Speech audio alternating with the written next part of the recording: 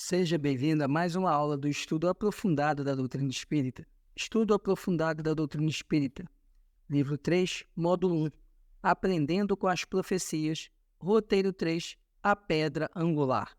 Neste roteiro nós vamos estudar a fala de Jesus quando ele disse que suas palavras seriam a pedra angular. E vamos compreender então por que os ensinamentos de Jesus são fundamentais para o progresso da humanidade. Tópico 1. Texto evangélico. Diz-lhe Jesus: Nunca leste nas Escrituras a pedra que os edificadores rejeitaram? Essa foi posta por cabeça do ângulo. Pelo Senhor foi feito isso e é maravilhoso aos nossos olhos? Portanto, eu vos digo que o reino de Deus vos será tirado e será dado a uma nação que dê os seus frutos. E quem cair sobre esta pedra despedaçar-se-á, e aquele sobre quem ela cair ficará reduzido a pó. Evangelho de Mateus, capítulo 21, versículos 42 a 44. O céu e a terra passarão, mas as minhas palavras não hão de passar. Evangelho de Mateus, capítulo 24, versículo 35.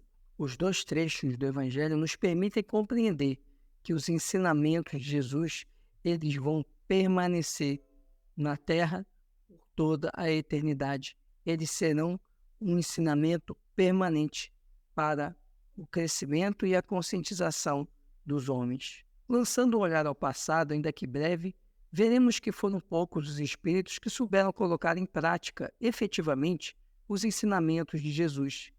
Percebe-se dessa forma que se ainda não conseguimos vivenciar a mensagem cristã, é porque somos espíritos moralmente retardatários, a despeito de toda a ciência e tecnologia existente no mundo atual. Para que a humanidade se transforme para melhor, faz-se necessário que os desafios da vida moderna sejam submetidos a um perseverante plano de transformação moral, distanciado das falsas expectativas de mudança. Tópico 2.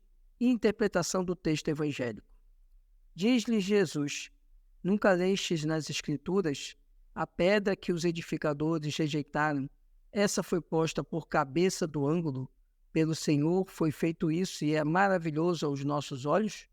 Mateus, capítulo 21, versículo 42. A palavra pedra, citada no texto evangélico, traz o significado de verdade essencial que foi anunciada por meio de uma revelação.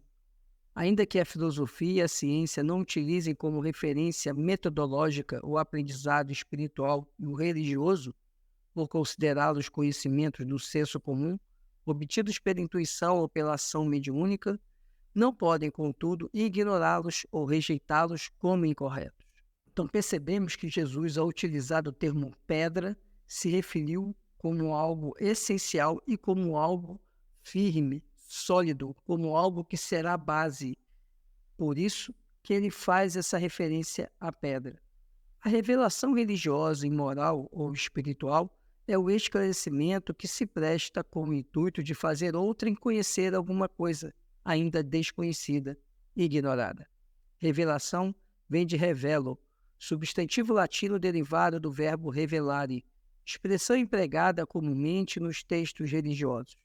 A partir da tradução do termo hebraico galá ou do grego apocalipto, cuja ideia é a mesma em ambos, desvendar alguma coisa oculta com a intenção de fazê-la conhecida. Em termos religiosos, sobretudo no sentido expresso do Velho Testamento, revelação é literalmente entendida como a palavra ou pensamento de Deus. Em consequência, algumas doutrinas teológicas cristãs apresentam um discurso inflexível relativo ao conceito de fé. Este ponto é interessante, porque desde ali de Moisés ou até mesmo de Abraão, indo mais atrás no tempo, revelações de Deus foram feitas. Revelação no sentido de esclarecer aquilo que não era conhecido. E por ser a revelação algo divino, algo que vem de Deus, muitas vezes foram tomadas como instrumentos para segregar, para doutrinar, para humilhar o outro que não era adepto ou não era alcançado por aquela revelação. Precisamos entender que a revelação, ainda que ela venha das esferas superiores, ela passa por filtros humanos e imperfeitos. Passar por esses filtros significa a forma de compreensão, a forma de aplicar aquilo que veio das esferas superiores, aquilo que vem de Deus. Por isso, precisamos ter muito cuidado e muita atenção para não utilizar um senso de uma revelação como algo que venha a constranger, que venha a limitar a jornada evolutiva de cada um. Esses esclarecimentos, se levados aos extremos de interpretação, geram atos arbitrários no campo da fé. Representam também o pomo da discórdia entre as concepções científicas e as religiosas, uma vez que nas primeiras faz-se necessária a apresentação de evidências ou de provas comprobatórias para legitimá-las. A doutrina espírita, por outro lado, não rejeita as orientações espirituais superiores advindas da revelação, até porque o espiritismo é doutrina revelada. Ensina, porém, que a fé deve ser analisada, examinada, traçando diferença entre a fé cega e a raciocinada. São considerações importantes, a fim de que não se perca de vista o sentido espiritual do registro de Mateus, a pedra que os edificadores rejeitaram. Essa foi posta por cabeça do ângulo. Pelo Senhor foi feito isso e é maravilhoso aos nossos olhos? Então é preciso fazer essa ponderação antes de avançarmos mais no estudo do nosso Evangelho. A ponderação de que não podemos dogmatizar os ensinamentos que vêm de Deus. É preciso que eles sejam incorporados à nossa vida e sejam utilizados não para separar, mas para unir, não para humilhar, mas para esclarecer.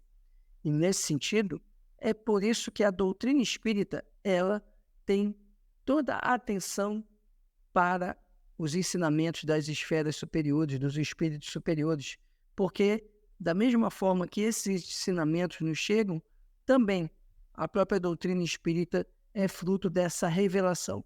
Por isso que a doutrina espírita é uma doutrina revelada. Numa construção, pedra angular é cada uma das pedras que formam o cunhal de um edifício. Cunhal é cada canto externo ou quina de uma edificação, formado por duas paredes. Este canto é mantido firme e com abertura angular precisa por meio de uma pilastra ou pilar de pedras lavradas, trabalhadas ou esculpidas na junção das paredes convergentes.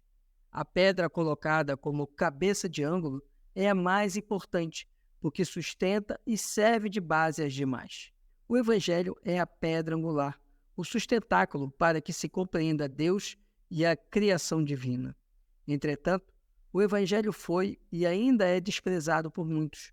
O Cristo foi rejeitado, inclusive, pelos edificadores do monoteísmo, no caso, povo judeu.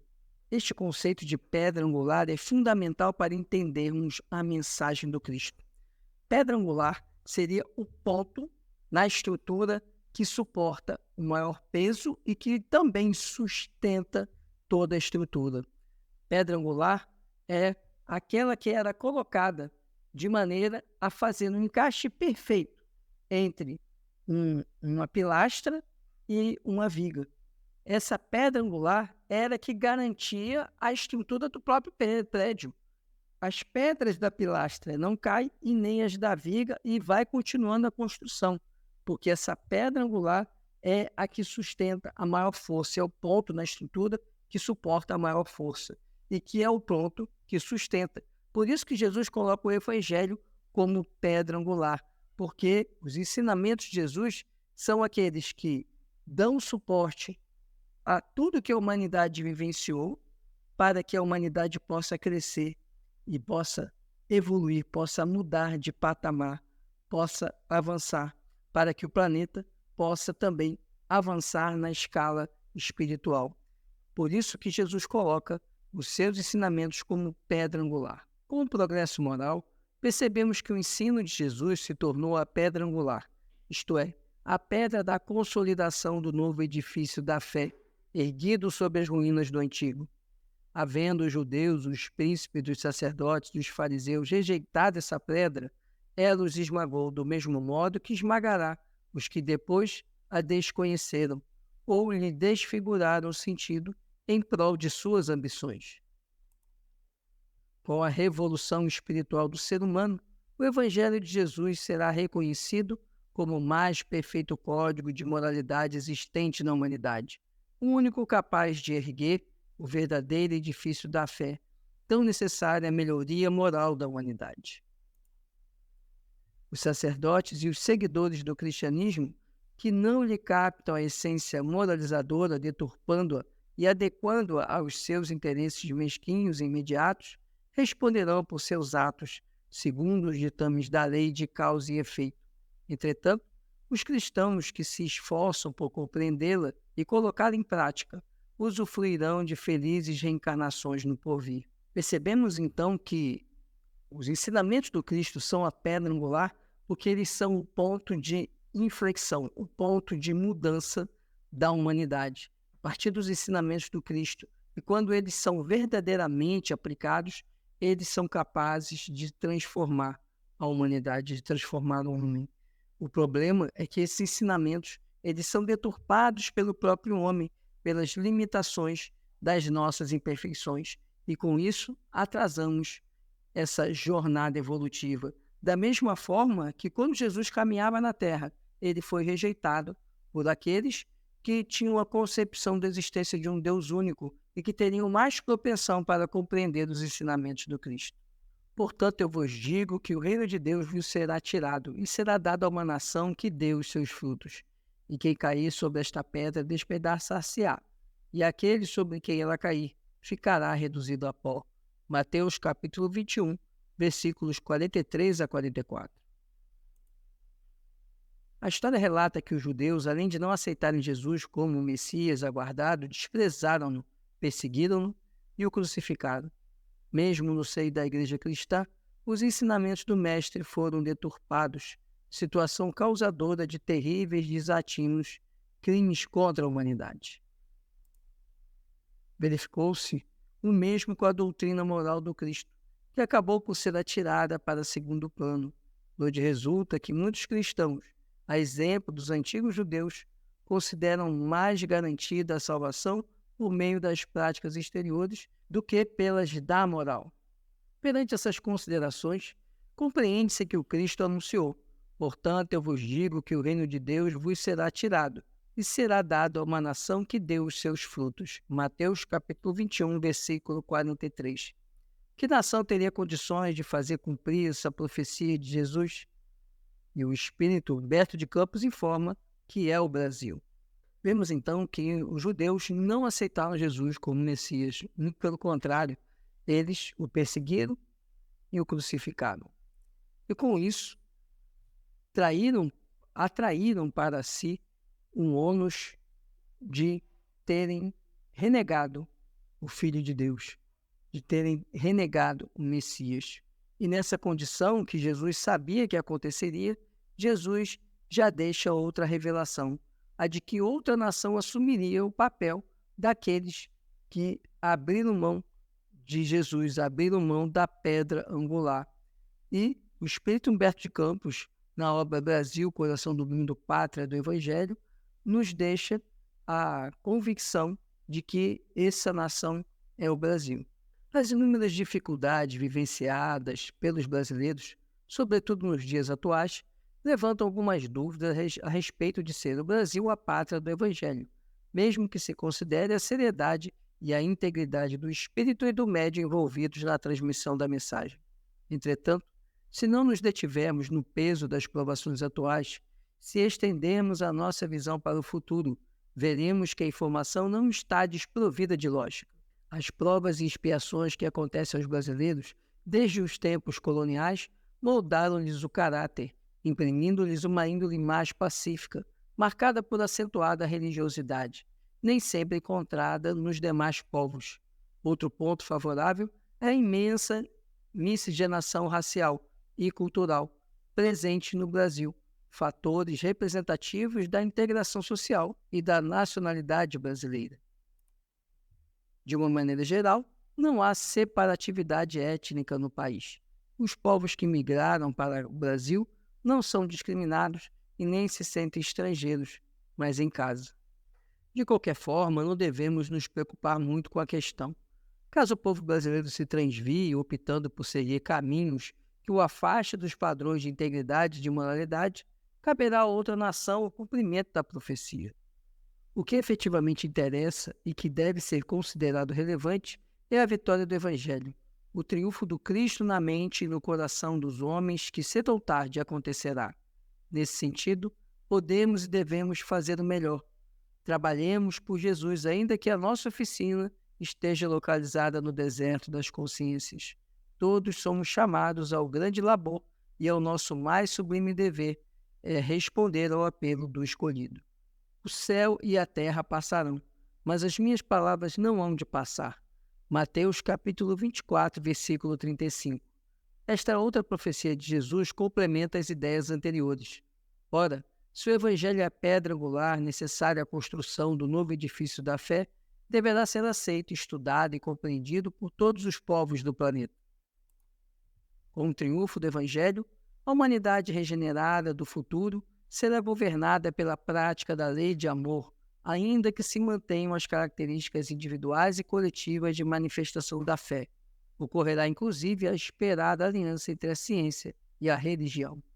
Jesus deixa claro que, apesar de tudo que a humanidade vai passar, está passando e já passou, no final de tudo, o Evangelho triunfará, a lei de amor triunfará, e será ela que governará as mentes que estiverem habitando este planeta, não mais na condição de um planeta de provas e expiações, mas sim na condição de um planeta marchando para um mundo mais evoluído. A vivência da mensagem cristã em toda a sua pureza definirá o perfil do religioso que habitará a Terra. Então, transformado em mundo de regeneração. Este religioso não será o escravo do culto que se repete maquinalmente as orações do breviário, mas sim o que estuda e compreende as revelações que lhe são transmitidas. A doutrina espírita, na sua feição de cristianismo redivivo, desempenhará papel de agente transformador do processo de mudanças previstas para a melhoria espiritual do ser humano. À luz do entendimento espírita, o cristianismo será vivenciado em toda a sua plenitude. Concluímos, então, percebendo que a transformação que a humanidade necessita, ela vai ocorrer. Mas ela não é um processo instantâneo, e sim lento e gradual, mas que, ao final, ela vai ter como base o Evangelho do Cristo. A humanidade vai vivenciar o Evangelho do Cristo. Mas temos ainda outro instrumento que vem agregar, acelerar esse processo, que é a doutrina espírita, que vem iluminar mentes, esclarecer, consolar. Por isso, o Espiritismo se coloca como instrumento de transformação daqueles que compreendem, estudam e se aprofundam na mensagem trazida pelos espíritos superiores através da doutrina espírita. Esse é o conteúdo que tínhamos para essa nossa aula. Muito obrigado por sua atenção e até a próxima aula.